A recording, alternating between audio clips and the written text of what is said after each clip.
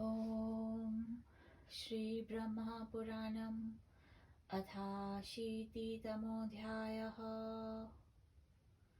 लुब्धचरित्रवर्णनं तथा कपोत्तीर्थवर्णनं।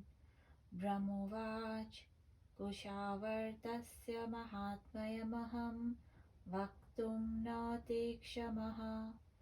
तस्य स्मरणमात्रेण कृतकृत्यो भवेन्नरः। कुशावर्तमिति ख्यातं नराणां सर्वकामदम्। कुशेनावर्तितं यत्र गौतमेन महात्मना। कुशेनावर्तयित्वा तु आनयामास तां मुनि। तत्र स्नानं च दानं च पितॄणां तृप्तिदायकम्। नीलगंगा सरिच्छ्रेष्ठा निःसृता नीलपर्वतात्। तत्र स्नानादि यकिंचित् करोति प्रयतो नरः। सर्वं तदक्षयं विद्यात् पितॄणां तृप्तिदायकं। विश्रुतं त्रिषु लोकेषु कपोतं तीर्थमुत्तमम्। तस्य रूपं च वक्ष्यामि मुने शृणु महाफलम्। तत्र ब्रह्मगिरौ कश्चिद् द्यव्याधः परं दारुणः। हनस्तब्राह्मणान् साधून् यतीन् गोपक्षिणो मृगान्। एवम्भूतः स पापात्मा क्रोधनोऽनृतभाषणः। भीषणाकृतिरत्युग्रो नीलाक्षो ह्रस्वबाहुकः। दन्तरो नष्टनासाक्षो हस्वपात्पृथुकुक्षिकः। हस्वोदरो हस्वभुजो विकृतो गर्दभस्वनः। पाशहस्तः पापचित्तः पापिष्ठः सधुनो सदा। तस्य भार्या तथा भूता अपत्यान्यपि नारद। तया तु प्रेर्यमाणोऽसौ विवेश गहनं वनम्। स जघान मृगान् पाप पक्षिणो बहुरूपिणः। पञ्जरे प्राक्षिपत्काङ्क्षित् जीवमानस्तथेतरान्। क्षुधया परितप्ताङ्गो विह्वलस्त्रशया तथा। भ्रान्तदेशो बहुतरं न्यवर्तत गृहं प्रति। ततोपराह्ने सम्प्राप्ते निवृत्ते मधुमाधवे। क्षणात्तडिगर्जितं च साभ्रं चैवाभवत्तदा। ववो वायुसाश्मवर्षो वारिधारातिभीषणः। स गच्छन् लुब्धकः श्रान्तः पन्थानं नावबुध्यत। जलं स्थलं गर्तमथो पन्थानमथवा दिशः। न बुबोध तदा पाप श्रान्तः शरणमप्यथ। क्व गच्छामि क्व तिष्ठेयं किं करोमीति चिन्तयत्। सर्वेषां प्राणिनां प्राणा नाहर्ताहं यथान्तकः। ममाप्यन्तःकरं भूतं सम्प्राप्तं चाश्मवर्षणम्। त्रातारं नैव पश्यामि शिलां वा वृक्षमन्तिके। एवं बहुविधं व्याधो विचिन्त्या पश्यदन्तिके। वने वनस्पतिमिव नक्षत्राणां यथा त्रिजं। मृगाणां च यथा सिंहा माशमानां गृहाधिपम्। इन्द्रियाणां मन इव त्रातारं प्राणिनां नगं। श्रेष्ठं विटपिनं शुभ्रं शाखापल्लवमण्डितं तमाश्रित्योपविष्टोऽभूत् प्लवन्वासासलुब्धकः स्मरन् भार्यां पत्यामि जीवेयुरथवा न वा एतस्मिन्नन्तरे तत्र चास्तं प्राप्तो दिवाकर तमेव नागमाश्रित्य कपोतो भार्यया सह पुत्रपौत्रे परिवृतौ ह्रास्ते तत्र नगोत्तमे सुखेन निर्भयो भूत्वा सुतृप्तप्रीत एव च बहवो वत्सरायाता वसतस्तस्य पक्षिणः पतिव्रता तस्य भार्या सुप्रीता तेन चैविः कोटरे तन्नगे श्रेष्ठे जलवायवग्निवर्जिते भार्या पुत्रे परिवृता सर्वदास्ते कपोतका तस्मिन् दिने दैववशात् कपोतश्च कपोतकी भक्ष्यार्थं तु उभौ यातौ कपोतो नगमभ्यगात् सापि दैववशात् पुत्र पञ्जरस्थैव वर्तते गृहीता लुब्धकेनाथ जीवमानेव वर्तते कपोतो कोऽप्यपत्यानि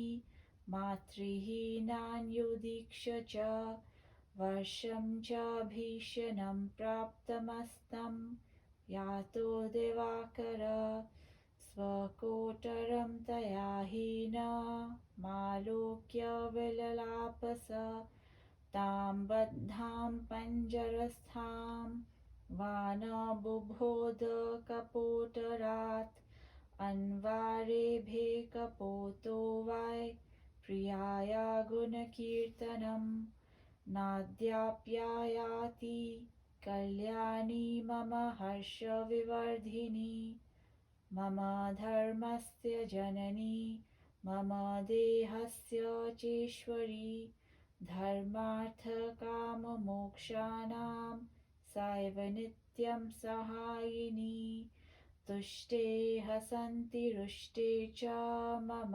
दुःखप्रमार्जनी सखी मन्त्रेषु सा नित्यं मम वाक्यरता सदा नाद्याप्यायाति कल्याणी सम्प्रयातेऽपि भास्करे न जानाति व्रतं मन्त्रं दैवं धर्मार्थमेव च पतिव्रता पतिप्राणा पतिमन्त्रा पतिप्रिया नाद्याप्यायाति कल्याणी किं करोमि क्वयामि वा किं मे गृहं काननं च तया हीनं हि दृश्यते तया युक्तं श्रिया युक्तं भीषणं वापि शोभनं नाद्याप्यायाति मे कान्ता यया गृहमुदीरितं विनानया न जीविष्ये त्यजे वापि प्रियां तनुं किं कुर्वन्तु त्वपत्यानि लुप्तधर्मस्त्वहं पुनः एवं विलपतस्तस्य भर्तुर्वाक्यं निशम्य सा पञ्जरस्थैव सा वाक्यं भर्तारमिदं ब्रवीत् कपोतक्युवाच अत्राहमस्मि बद्धायव विवशास्मि खगोत्तम आनीताहं लुब्धकेन बद्धा पाशैर्महामते धन्यारम्यानुगृहीतास्मि पतिर्भक्तिगुणान् मम सतो वाप्यसतो वापि कृतार्थं हम न संशय तुष्टे भर्तरि नारीणां तुष्टां स्युः सर्वदेवता विपर्यये तु नारीणां वश्यं नाशमाप्नुयात् त्वं दैवं त्वं प्रभुर्मह्यं त्वं सुहृत्त्वं परायणं त्वं व्रतं त्वं परं ब्रह्म स्वर्गो मोक्षस्त्वमेव च मा चिन्तां कुरु कल्याणधर्मे बुद्धिं स्थिरां कुरु त्वत्प्रसादाच्च भुक्ता हि भोगाश्च विविधा मया अलं खेदेन मज्जेन धर्मे बुद्धिं कुरु स्थिराम् ब्रह्मोवाच इति श्रुत्वा प्रिया वाक्या मुत्ततार नगोत्तमात् यत्र सा पञ्जरस्थातु कपोती वर्तते त्वरधृतं तामागत्य प्रियं दृष्ट्वा मृतवच्चापि लुब्धकं मोक्षयामीति तामाह निश्चेष्टो लुब्धकोऽधुना मामुञ्जस्व महाभाग यात्वा सम्बन्धमस्थिरं लुब्धानां चे खेचराहनं जीवो जीवस्य चाशनं नापराधं स्मरारां यस्य धर्मबुद्धिं स्थिरां कुरु गुरुग्निर्द्विजातीनां वर्णानां ब्राह्मणो गुरु पतिरेव गुरुस्त्रीणां सर्वस्याभाग्यतो गुरु अभ्यागतमनुप्राप्तं वचनैस्तोषयन्ति ये तेषां वागीश्वरी देवी तृप्ता भवति निश्चितं तस्यानस्य प्रदानेन शक्रस्वृत्तिमवाप्नुयात् पितरपादशौचेन अन्नादेन प्रजापति तस्योपचाराद्वै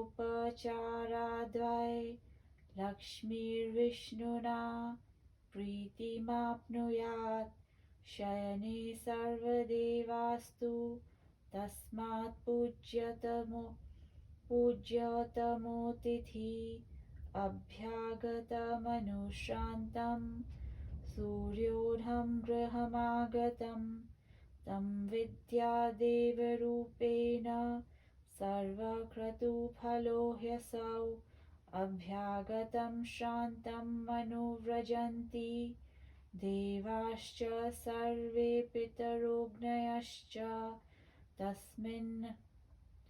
तस्मिन् हि तृप्ते मुदमाप्नुवन्ति गते निराशेऽपि च ते निराशा तस्मात् सर्वात्मना कान्त दुःखं त्यक्त्वा शमं व्रज कृत्वा तिष्ठ शुभां बुद्धिं धर्मकृत्यं समाचर उपकारोपकाराश्च प्रवराविति सम्मतौ उपकारिषु सर्वोऽपि करोत्युपकृतिं पुनः अपकारिषु यसाधु पुण्यभाक्स उदाहृत कपोत उवाच आवयोर्नुरूपं च त्वयोक्तं साधु मन्यसे किन्तु वक्तव्यमप्यस्ति तच्छृणुष्व वरानने सहस्रं भरते कश्चिच्छतमन्यो दशापर आत्मानं च सुखेनान्यो वयं कष्टोदरं भरा गर्तधान्यधना केचित् कुशूलधनिनो परे घटक्षिप्तधना केचित् चञ्चुक्षिप्तधना वयं पूजयामि कथं श्रान्तमभ्यागतमिमं शुभे। कपोत्युवाच अग्निरापशुभावानि तृणकाष्ठादिकं च यत् एतदप्यर्थिने देयं शीतार्तो लुब्धकस्त्वयं। ब्रह्मोवाच एतत् श्रुत्वा प्रिया वाक्यं वृक्षमारुह्य पक्षिराट् आलोकयामास तदाह्वह्निं दूरं ददर्शः। स तु गत्वा वह्निदेशं चञ्चुनोन्मुखमाहरत् पुरोऽग्निं ज्वालयामास लुब्धकस्य कपोतका। शुष्ककाष्ठानि पर्णानि तृणानि च पुनः पुनः अग्नौ निक्षेपयामास निशीथे स कपोतराट्। तमग्निं ज्वललितं दृष्ट्वा लुब्धकशीतदुःखितः अवशानि स्वकाङ्गानि प्रताप्य सुखमाप्तवान्। क्षुधाग्निना दहमानं व्याधं दृष्ट्वा कपोतकी मामुञ्चस्व महाभाग इति भर्तारं ब्रवीत्। स्वशरीरेण दुःखार्तं लुब्धकं प्रीणयामि तम् इष्टातिथीनाम ये लोकास्त्वांस्तवं प्राप्नुहि सुव्रत्। कपोतवाच मयि तिष्ठति नैवायं तव धर्मो विधीयते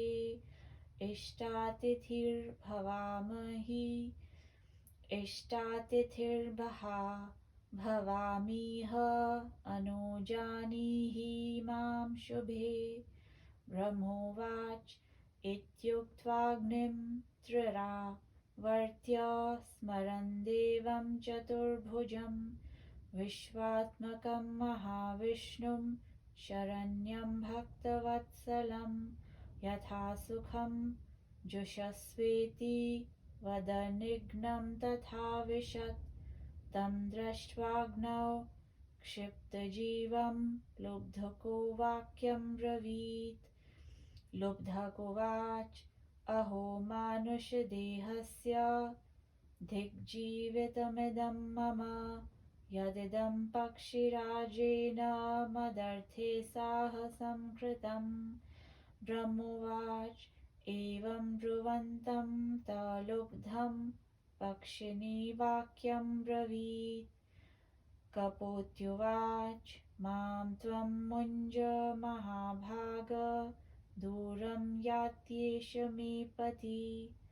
ब्रह्मोवाच तस्यास्तद्वचनं श्रुत्वा पञ्जरस्थां कपोतकीं लुब्धको मोचयामास तरसा भीतवत्तदा। सापि प्रदक्षिणं कृत्वा पतिमग्निं तदा जगौ। कपोत्युवाच स्त्रीणामयं परो धर्मो यद्भर्तुर्नुवेशनं वेदे च विहितो मार्गः सर्वलोकेषु पूजितः। व्यालग्राही यथा व्यालं बलादुद्धरेद्बलात् एवं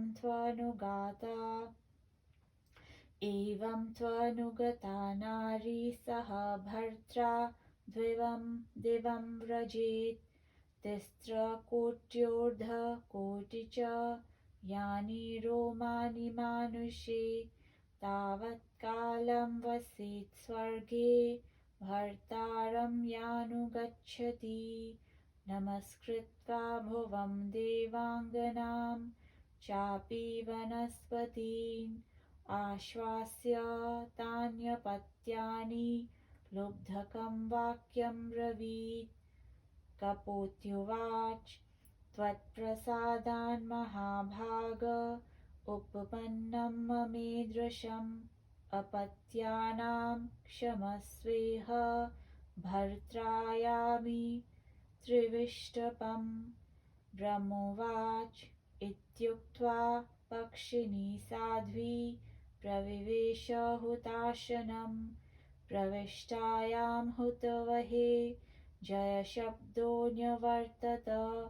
गगने सूर्यसङ्काशं विमानमतिशोभनं। तदारूढौ सुरनिभौ दम्पती ददृशे तदा।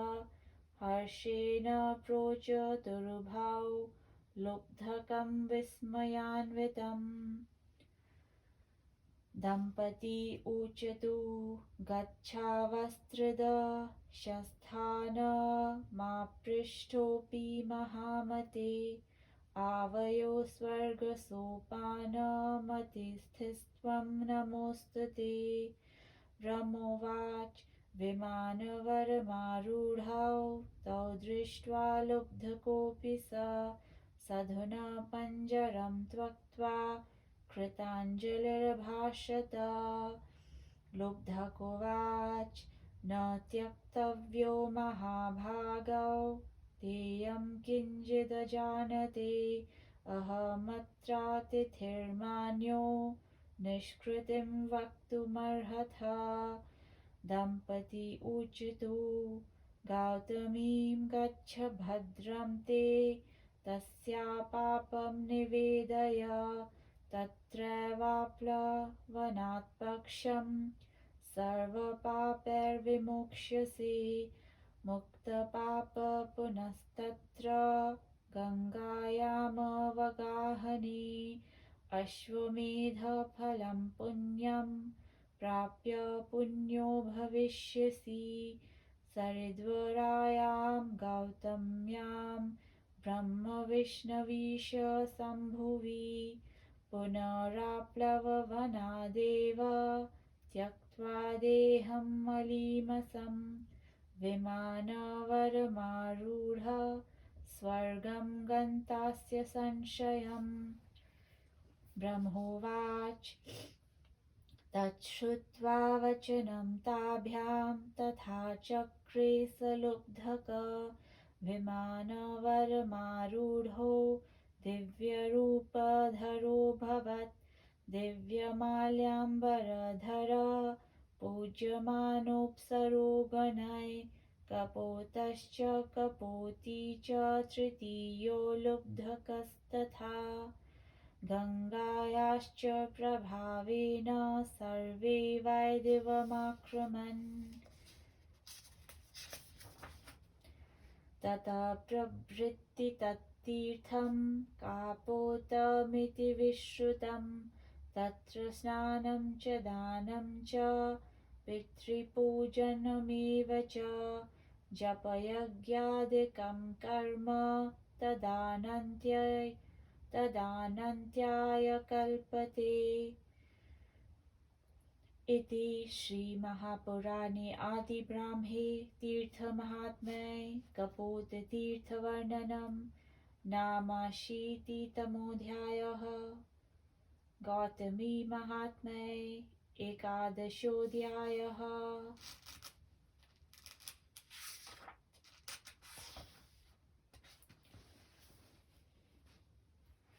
ब्रह्मा कहते हैं, हे नारद, कुशावर्त तीर्थ का महात्म्य कितना अधिक है वह मैं कहने में समर्थ नहीं हूँ।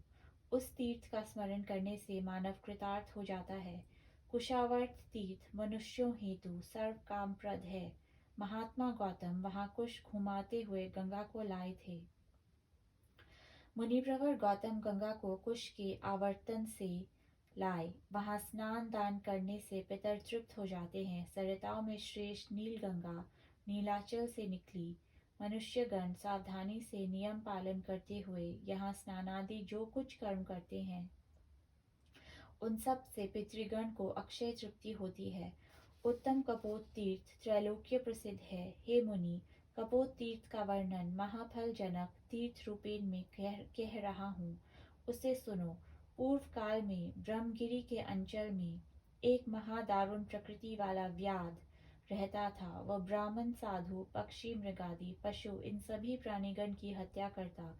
वह पापी व्याध अत्यंत क्रोधी था। वह असत्य बोलना, भीषणाकार, अत्यंत उग्र, विकृत रूप वाला, छोटी बाहों वाला, नील नेत्र, उन्नत दांतों वाला, छोटे पैरों वाला, पिच के उदर वाला, गंधर्व के समान बोलने वाला, पाशधारी, पापी चित्त वाला, पाप कर्मा तथा सर्वदा धनुष बाण लिए रहता। उसकी पत्नी तथा पुत्र कन्या आदि भी उसी की तरह थे। हे नारद, एक दिन वह व्याध पत्नी के द्वारा भेजे जाने के कारण गहन वन में प्रविष्ट हुआ।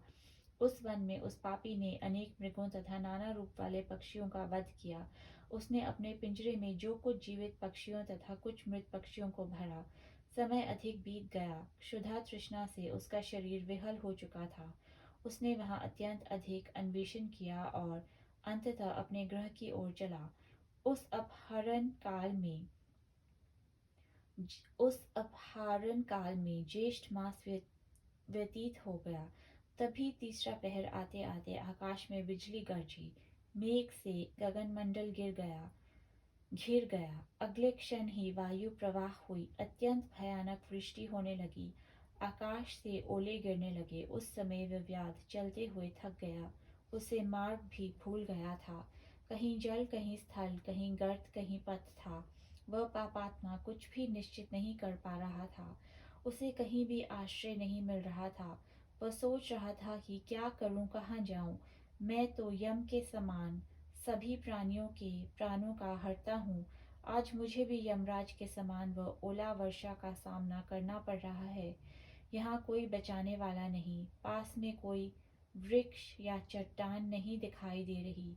अतएव अब कहाँ आश्रय ग्रहण करूं। मैं अंतक के समान सभी प्राणियों का हत्यारा हूँ। आज मुझे भी कहीं शरण स्थल नहीं मिला, एक शिला अथवा वृक्ष भी नहीं है। इस प्रकार चिंतित था, तभी उसे सामने एक शाखा पल्लव युक्त अत्यंत रक्षक रूप एक वृक्ष दिखाई दिया। वह वृक्ष उस वन में वनस्पति के समान, नक्षत्रों में चंद्रमा के समान, इंद्रियों में प्रधान मन के समान, मृग पशुगण में सिंह के समान, आश्रमी लोगों में गृहस्थाश्रमी के समान प्रतिभात हो रहा था। अब उस बहेलिया ने उस वृक्ष का आश्रय ग्रहण किया। वह वर्षा के जल से भीग गया था। वह उस वृक्ष का आश्रय लेकर अपनी स्त्री पुत्र आदि के विषय में विचार करने लगा। उसने सोचा कि मेरी संतान जीवित है या नहीं। वह व्याध इसी तरह चिंता कर रहा था, तभी सूर्यदेव अस्त हो गए। उसी वृक्ष पर एक कपोत अपनी स्त्री, पुत्र तथा पौत्रगण के साथ तृप्त, प्रसन्न तथा निशंक होकर रहता था। वह कई वर्ष से वहां सुखपूर्वक निवास कर रहा था। उसकी पतिव्रता पत्नी कपोती जल, वायु, अग्नि भय रहित होकर उस वृक्ष के कोटर में अपने कुटुंब के साथ रहती थी। वह कपोत अपने स्त्री पुत्र आदि के साथ वहीं सदैव रहता था। उस घटना वाले दिन वह कपोत कपोती दोनों ही भोजन संग्रहार्थ बहिर्गत हुए।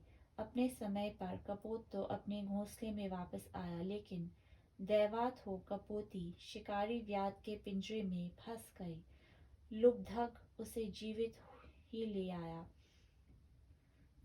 उस समय कपोत अपनी संतानों को मातृरहित देखकर तथा उस समय हो रही भीषण वर्षा को देखकर और सूर्य को अस्त देखकर विलाप करने लगा। उसने देखा कि कोटर कपोती से रहित है। कपोत विलाप कर रहा था कि मेरी पत्नी व्याध के पिंजरे में फंसी है। वह उसके गुणों का वर्णन रोते हुए करने लगा। वह कह रहा था, मेरे हर्ष की वृद्धि करने वाली कल्याणी कपोती अभी तक नहीं आई। वह मेरी प्रिया, मेरे धर्म कार्य की जननी रूपा प्राणेश्वरी तथा धर्म, अर्थ, काम, मोक्ष कार्य में सदा सहचरी रहती थी। वह जब मैं प्रसन्नचित रहता था तब वह भी प्रसन्न रहती, मेरी प्रसन्नता में हंसती। मुझे कष्ट होने पर वह मेरा कष्ट दूर कर देती। वह मंत्रणा कार्य में मेरे सखा के समान थी। वह सर्वदा मेरे कथनारूप ही आचरण करती। अब तो सूर्य तक अस्त हो गए, वह कल्याणी अभी तक नहीं लौटी। वह मेरी प्रिया कोई व्रत, मन्नत, देव क्रिया, धर्म, अर्थ कुछ भी नहीं जानती। वह सदा पतिव्रता, पति मंत्रा तथा पति प्रिया थी। वह कल्याणी अभी तक नहीं आई। मैं क्या करूं, कहाँ जाऊं? ये भार्या रहित घर, वन ऐसा लग रहा है। इस गृह में मेरी प्रिया का जब निवास था वह लक्ष्मीयुक्त लगता था, भीषण होकर भी शोभायमान लगता था। गृहिणी ही ग्रह कहलाती है। मेरी वह कल्याणी कामिनी गृहिणी अभी तक नहीं आई। मैं पत्नी बिना अपना जीवन व्यतीत नहीं करूँगा। मैं अपने प्रिय प्राणों का त्याग दूंगा। मेरे मरने पर मेरे संतानगण की क्या दशा होगी? मेरा तो धर्म ही लुप्त हो रहा है। वह कपोत इस प्रकार से विलाप कर रहा था। व्याध के पिंजरे में स्थित कपूती ने अपने पति का विलाप सुनकर उत्तर दिया। कपूती ने कहा, हे खगराज, मैं इस पिंजरे में विवशता के साथ बंद हूँ। एक व्याध ने मुझे जाल में बांधकर इसमें बंद कर दिया है। जो भी हो, मैं तो धन्य एवं अनुग्रहित हो गई। इसका कारण है कि मेरे पति ने मेरे गुण का वर्णन किया। भले ही वह गुण मुझ में हो अथवा नहीं, मैं कृतार्थ हूँ, इसमें संदेह नहीं। पति के प्रसन्न होने पर उनकी स्त्रियों के प्रति सभी देवता प्रसन्न हो जाते हैं। पति के असंतुष्ट होने पर उन स्त्रियों का नाश निश्चित है। आप स्वामी तथा मेरे देवता हैं। आप मेरे पति, सुहृद, परम आश्रय, मेरे व्रत, मेरे परब्रह्म, मेरे स्वर्ग तथा मेरे मोक्ष रूप हैं। हे कल्याणप्रद, आप चिंता ना करें, धर्म के प्रति अपनी मति स्थिर करें। आपकी कृपा से मैंने विविध सुख भोग किया है। मेरे लिए दुख करने का कोई प्रयोजन ही नहीं। अब धर्म में अपनी बुद्धि स्थिर रखिए। ब्रह्मा कहते हैं, जब कपोत ने अपनी प्रिया का वह वाक्य श्रवण किया तब वह वृक्ष से उतरकर उसके पास आया। उसने अपनी कपोती के पास ही मृत प्राय अचेत व्याध को देखा और कहा, देखो, ये व्याध चेष्टा रहित सा पड़ा है। मैं तुमको बंधन से मुक्त कर देता हूँ। कपोत का वह कथन सुनकर कपोती ने कहा, हे महाभाग, आप मुझे मुक्त करने का प्रयास ना करें। प्राणियों का संबंध स्थिर नहीं होता। व्याध के लिए पक्षी अन्न रूप है। जीव का जीव ही भोजन है। इसमें व्याध का कोई अपराध नहीं। आप अपनी बुद्धि धर्म के प्रति स्थिर रखें। ब्राह्मण तथा द्विज के गुरु अग्नि है तथा सभी वर्णों का गुरु ब्राह्मण ही है। स्त्रियों का गुरु उनका पति है, तथापि अतिथि तो सबके गुरु हैं। जो अतिथि का उत्तम वाणी से संतुष्ट करते हैं, भगवती वागीश्वरी उनको निश्चित रूप से तृप्त कर देती हैं। अतिथि को अन्न दान करने से इंद्र प्रसन्न हो जाते हैं, वे तृप्त हो जाते हैं। उनका चरण प्रक्षालन करने से पितर और ब्रह्मा प्रजापति उनको अन्न देने से प्रसन्न हो जाते हैं। उनको अन्य उपचार आदि प्रदान करने से लक्ष्मी तथा विष्णु प्रसन्न हो जाते हैं। अभ्यागत को जो शयन कराता है, उसने तो सभी देवगण को प्रसन्न कर दिया। अतएव अतिथि व्यक्ति तो सदा पूज्य हैं। यदि सूर्यास्त के समय घर पर अतिथि आ जाए, तब उसे देवता ही जाने। इस अतिथि की सेवा से सभी यज्ञों का फल मिल जाता है। सभी देवता, पितर तथा समस्त अग्नि श्रांत अभ्यागत अतिथि का अनुगमन करती है। इन अभ्यागत अतिथि की तृप्ति से ही इन लोगों की तृप्ति हो जाती है। अतिथि के निराश होने पर ये सभी निराश हो जाते हैं। हे कांत, तभी मेरा ये कहना है कि आप सर्वदा दुख को छोड़कर शांति का आश्रय लें। आपकी बुद्धि कल्याणकारी हो जाए। आप धर्म मार्ग का पालन करें। मैं आपकी तथा अपकारी इन दोनों को ही श्रेष्ठ मानती हूँ। अपकारी का उपकार तो सभी लोग करते हैं, लेकिन उपकारी जनों के साथ जो साधु व्यवहार करते हैं वे ही वास्तविक पुण्यात्मा हैं। कपोत ने कहा, हे प्रिय, तुमने तो पति पत्नी इन दोनों के अनुरूप कहा। तुम्हारा मंतव्य तो उत्तम है, इसमें तनिक संदेह नहीं। तथापि मुझे कुछ कहना है, उसे श्रवण करो। कोई 1000 का, कोई 100 का, कोई 10 लोगों का भरण पोषण करता है। कोई पुरुष अपना ही पोषण करता है, तथापि अत्यंत कष्ट के साथ कोई अपना पोषण करता है।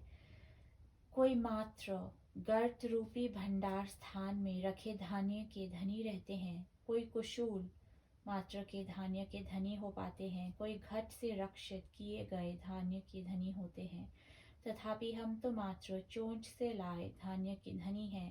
हे शुभे, मैं इस थके अतिथि का सत्कार कैसे करूँगा? कपोती ने कहा, ये व्याध अत्यंत शीत से पीड़ित है, अतः आग, जल, शुभ पानी तथा तृण काष्ठादि जो कुछ मिले वही अतिथि को हम दे सकते हैं। ब्रह्मा ने कहा, पक्षीराज कपोत ने पत्नी का कथन सुनकर तत्काल वृक्ष पर जाकर देखा कि दूर में कहीं अग्नि प्रज्वलित है। ये देखकर कपोत उड़कर वहां गया तथा अपनी चोंच से एक जलता काठ लेकर ले आया। उसने उस ज्वलंत काष्ठ से व्याध के पास अग्नि जलाई। सूखी लकड़ी तथा सूखे तृणों पत्तों से अग्नि जलने लगी। इन जलती अग्नि में कपोत अपनी चोंच से लेकर सूखा पत्ता तथा तृण उसी अग्नि में छोड़ रहा था। शीत से पीड़ित व्याध ने इस अग्नि से अपने अंगों को तापकर शांति लाभ की। तभी कपोती ने व्याध को भूख रूपी अग्नि से पीड़ित देखकर कपोत से कहा कि हे महाभाग, मुझे अपने पिंजरे से मुक्त मत करो। मैं अपने शरीर से इस व्याध की भूख शांत कर दूंगी। इस प्रकार उसे प्रसन्न करूंगी। हे सुव्रत, आप उन लोगों को प्राप्त करें जो अतिथि पूजक पाते हैं।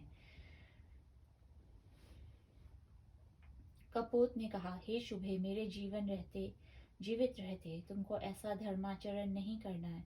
मुझे विदा करो, मैं ही अतिथि हेतु उसके प्रिय कार्य का अनुष्ठान करूंगा। ब्रह्मा ने कहा, कपूत ने ये कहने के पश्चात 3 बार अग्नि की प्रदक्षिणा की तथा चतुर्भुज विश्वात्मक शरण्य भक्त वत्सल महाविष्णु का स्मरण करके कहा, मुझे ग्रहण करिए, और वह अग्नि में प्रविष्ट हो गया। व्याध ने उसे अग्नि में प्राण रहित अवस्था में देखकर कहा, व्याध ने कहा, मनुष्य देह वाला मेरा जीवन व्यर्थ है। मेरे इस शरीर के लिए ही इस पक्षीराज ने जीवन विसर्जित कर दिया। ब्रह्मा ने कहा, हे महाभाग, जब लुब्धक ने ये कहा तब वह कपोती कहने लगी, तुम मुझे मुक्त कर दो, मेरे पति अत्यंत दूर चले जा रहे हैं। ब्रह्मा ने कहा, व्याध कपूती का कथन सुनकर किंचित भयभीत हो गया और उसने कपूती को पिंजरे से छोड़ा। उस समय कपूती ने मुक्त होकर पति के दग्ध देह की प्रदक्षिणा की तथा अग्नि में प्रवेश करते हुए कहा, कपूती ने कहा, पति का अनुगमन करना ही स्त्रियों हेतु सत्मार्ग है। लोक समाज भी इसी पथ को उत्तम कहता है। मदारी जिस प्रकार से बलात् सर्प को उसके बिल से बाहर निकाल लेता है, उसी प्रकार पति परायणा स्त्री भी पति का अनुगमन करके स्वर्गगामी होती है। मनुष्य के देह में जो 3.5 कोटि रोम हैं, ऐसे नारी उतने काल पर्यंत स्वर्ग में निवास करती है। यह कहने के अनंतर कपूती ने गंगा भूमि देवगण वनस्पति समूह का प्रणाम किया तथा वह अपने बच्चों को आश्वस्त करते हुए कहने लगी, हे महाभाग, ये तुम्हारी ही कृपा से मुझे ये सौभाग्य मिला है। अब मैं अपने पति के साथ स्वर्ग जा रही हूँ। मेरे बच्चों के प्रति सदैव रहना। ब्रह्मा ने कहा, इतना कहकर वह साध्वी पक्षिनी अग्नि में प्रविष्ट हो गई। उसके अग्नि में प्रवेश करते ही वहां जय ध्वनि उठने लगी। उस समय वे पक्षी दंपति देव दंपति के समान सूर्य की तरह वाले अति सुंदर विमान पर बैठे परिलक्षित हो रहे थे। तदनंतर उन्होंने हर्ष से भरकर उस विस्मयापन व्याध से कहा, दंपति ने कहा, हे महामती, हम देवलोक जा रहे हैं। हम तुमसे विदा चाहते हैं। तुम अतिथि रूपेण हमारे लिए स्वर्ग की सोपान रूप हो।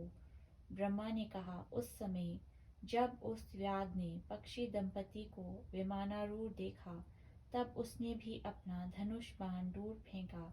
वह हाथ जोड़कर कहने लगा, व्याध ने कहा, हे महाभाग, आप लोग मुझे ना त्यागें, अज्ञानी को भी ज्ञान दीजिए। मैं यहाँ आप लोगों का अतिथि रहा हूँ। जिससे मैं पापों से मुक्त हो सकूं, वह उपाय आप कहें। दंपति ने कहा, तुम गौतमी तट पर जाओ, तुम्हारा मंगल हो। अपना सभी पाप वहाँ नदी में निवेदित करो। वहाँ एक पक्ष तक स्नान करके सर्व पाप रहित हो जाओगे। तुम इस गंगा स्नान से पाप रहित होकर पवित्र अश्वमेध फल प्राप्त करोगे। तब तुम पुण्यात्मा हो जाओगे। सरिताओं में श्रेष्ठ गौतमी ब्रह्मा विष्णु तथा शिव से उत्पन्न है। 15 दिनों के बाद स्नान के बाद तुम जैसे ही एक स्नान करोगे वैसे ही तुम ये पाप देह त्याग कर श्रेष्ठ विमान पर बैठ निश्चित रूप से स्वर्ग जाओगे, ये निस्संदेह है। ब्रह्मा ने कहा। व्याध ने उन दंपति का कथन सुनकर वैसा ही कार्य संपन्न किया। तत्पश्चात वह दिव्य रूप एवं दिव्य मालाओं से भूषित होकर और अप्सराओं से सेवित होकर गंगा के प्रभाव से उसी प्रकार स्वर्ग चला गया जिस प्रकार कपोत कपोती गए थे। तभी से ये तीर्थ कपोत तीर्थ के नाम से प्रसिद्ध है। यहाँ स्नान दान पितृपूजन तथा जप यज्ञ आदि जो कुछ कर्म किया जाता है वह सब अक्षय फल देता है। अशीतितम अध्याय समाप्त।